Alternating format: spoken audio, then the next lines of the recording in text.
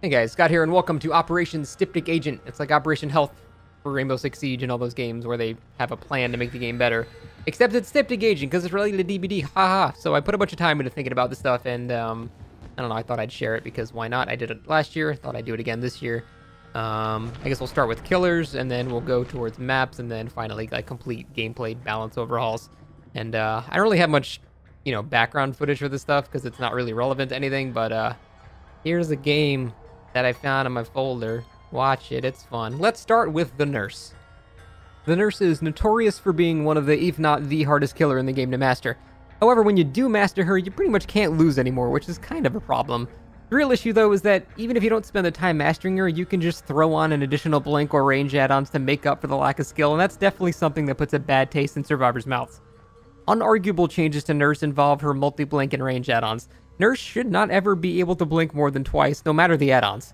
Range add-ons should let the nurse travel the same distance as she currently does with these add-ons, but with the caveat that the travel time is slowed down to compensate. Because currently range add-ons act as a double buff because not only is the range increased, but the speed at which the nurse travels is also increased to compensate for the same travel time across a farther distance. Range add-ons would increase the rarity due to their incredible ability to allow pretty much total domination of the map. The Toxic Respiration would go to ultra rare, and the Pine Cone would go to something like a very rare. And to cement her place as the definitive killer you're rewarded for mastering, replacement for multi-blink add-ons would include things that reward the nurse for hitting precise blinks. And these are just some random examples, but they could be something like, Campbell's Last Breath. Inflicts the broken status upon survivors for hitting your first blink. Fragile Wheeze can be when you hit a survivor with a single blink, their aura is revealed for 6 seconds. Stuff like that. These type of add-ons reward great nurses and also cause them to go for riskier blinks, whereas normally they might bank on the safety of the second blink. Doctor can be made significantly more useful in a chase by slightly modifying his power. As it stands, his shock takes almost as long as it lasts to charge up, making it situationally useful at best. In order to give it a range that is longer than basically 3 inches, you have to slow the charge even more and use add-on slots. I propose Doctor's power work in a slightly different way. Now the duration of the shock against survivors is related to how long you charge the shock, and the shock is released whenever you let go of the power button. The default shock duration would be twice the amount of time that you charge the shock, with a maximum of a 2-second charge time. This means if you sat in the power for the full 2 seconds, the survivor would be shocked for 4 seconds. This enables kind of interesting options for the Doctor and demands a more attentive survivor, because they have to know how long they're going to be shocked based on the time the Doctor spends charging. New or modified add-ons could affect the efficiency of the charge time or trade charge time for range or anything like that. The rest of Doctor remains pretty effective with his various add-ons, so I don't think much else needs changing, just his actual active chase ability. Leatherface needs to simply have the same slowdown as Hillbilly when revving his chainsaw. Additionally, his chainsaw should fire the second the bar reaches full, just like the Hillbilly. This will enable him to do the same chainsaw pallet bait that Billy can do, while still being notably weaker due to no map control. His role will be a more guaranteed death in open areas and a far bigger threat when defending hooks. Additionally, his chili add-ons need their numbers tweaked to actually have a noticeable effect because of right now they seemingly do nothing, despite being very rare. Huntress used to be probably the third best killer in the game, but map changes have kind of made her consistently get worse and worse over time. She's still an absolute beast in the right hands, but I wouldn't be opposed to a slight improvement that could make her more useful on maps that consist of high wall loops with constant line of sight breaking. Additionally, having to complete chases when low on hatchets, or being completely out of hatchets, it's always hurt her. With this small change, Huntress would move 1% faster for each missing hatchet, up to the normal killer movement speed at 115 when she was out of hatchets.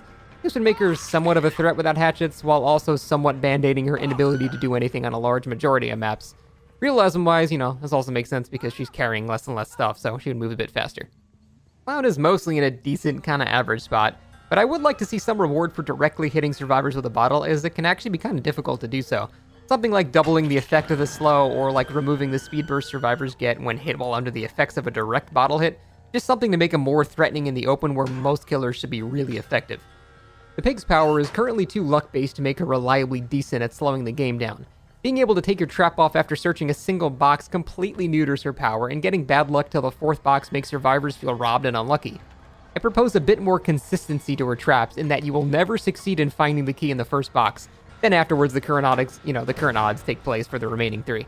This guarantees that survivors will have to traverse the map at least a little bit in some fashion to delay the game for her power. I would also like to see an add-on that removes her lion roar at the beginning of her ambush attack, as sometimes the roar gives them enough warning to evade an attack even though the pig properly ambushed them. The Trapper, despite being the iconic killer of Dead by Daylight, suffers from a massive time efficiency issue. There's no reason he has to spend a quarter of the match just picking up his power off the ground. With some proposed changes, Trapper would now have 5 traps by default. No traps would spawn on the map, they would all spawn in his inventory. The bag add-ons would add 1, 2, or 3 traps total depending on the rarity. This removes Trapper's abysmal early game by allowing him to instantly begin making areas a threat, and this also makes it less obvious that the survivors are going against the Trapper so it can catch them by surprise a bit easier. Wraith needs the current speed of Green Windstorm by default. This will allow him to break out of the very restricting and standard Swift Hunt and Windstorm add-ons he's been kind of pigeonholed into using since he's been released. The movement speed increase from Windstorm actually enables Wraith to have decent map control, and it also allows him to beat survivors to certain windows and block them, creating an actual skill gap to the killer. Wraith's default movement speed and cloak is kind of abysmal and barely noticeable to the point it's almost not worth going invisible in a chase because the time spent uncloaking actually results in a net loss of distance. With the default cloak speed increase, Wraith's other add-ons will see more use while still maintaining his map pressure and ability to actually use his power mid-chase effectively. Spirit is arguably the second strongest killer in the game right under Nurse because without Iron Will there's a very small margin for survivor counterplay. This makes Spirit extremely unfun to go against as not much can be done as a survivor, you pretty much have to guess a lot of the time. A small change that would enable a bit more survivor counterplay would be removing her collision while phasing. This would allow bold survivors to run directly through her if they correctly guess that she's using her power, which would momentarily confuse the Spirit due to a quick reversal of audio positions.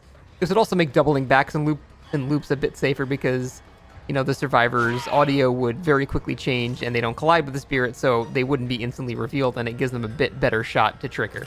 The Plague is a decently effective killer, but becomes incredibly boring when survivors are efficient and don't bother cleansing. This cuts off the fun part of her power, which is the Corrupt Purge, and makes her very mundane to play.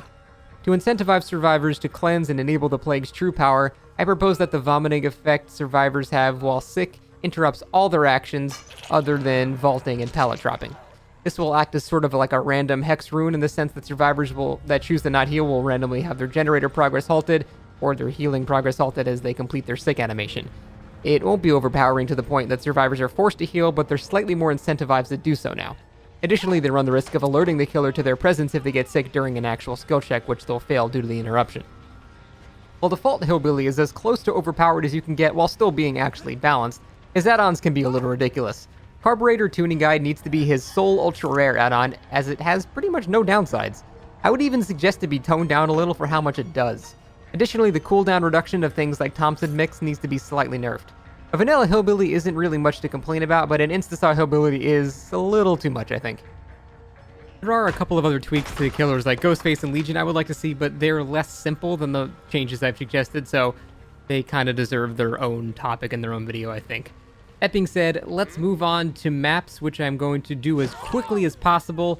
And I'll try to show you guys a little bird's eye view of what I'm talking about, but let's run through this real fast.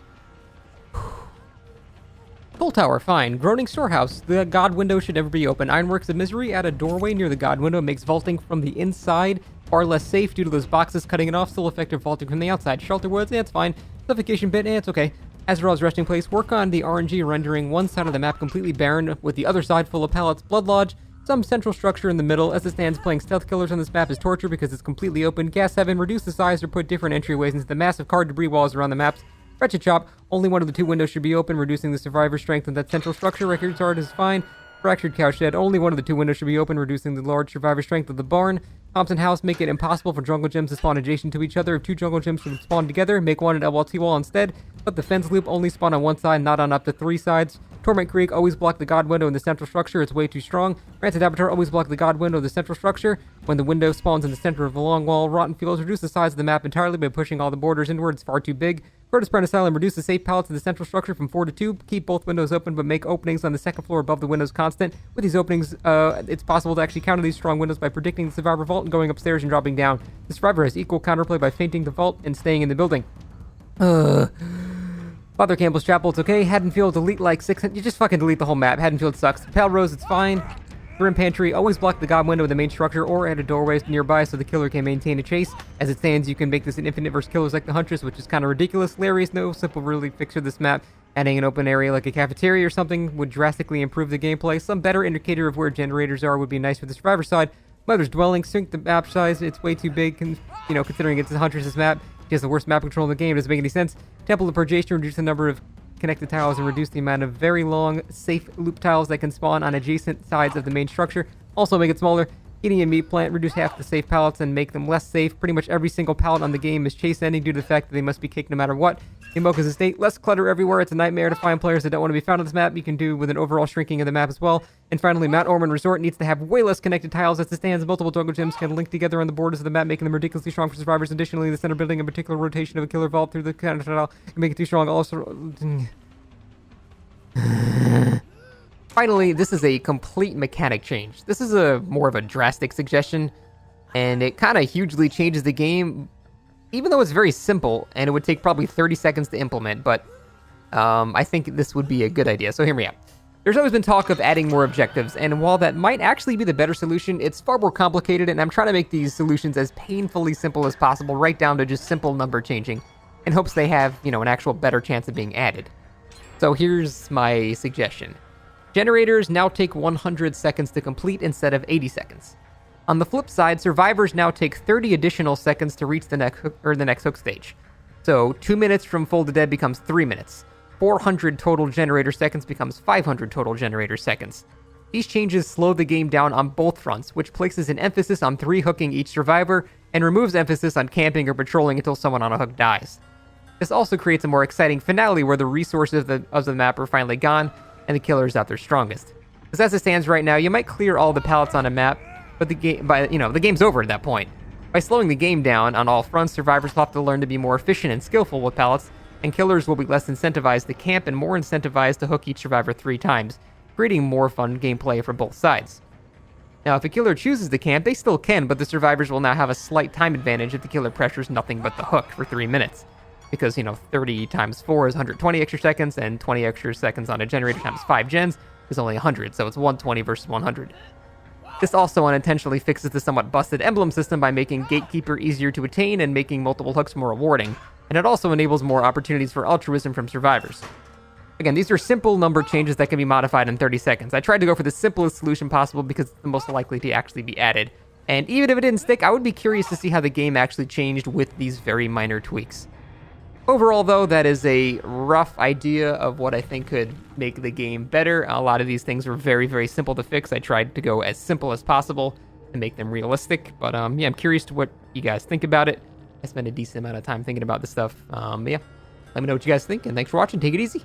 Bye-bye.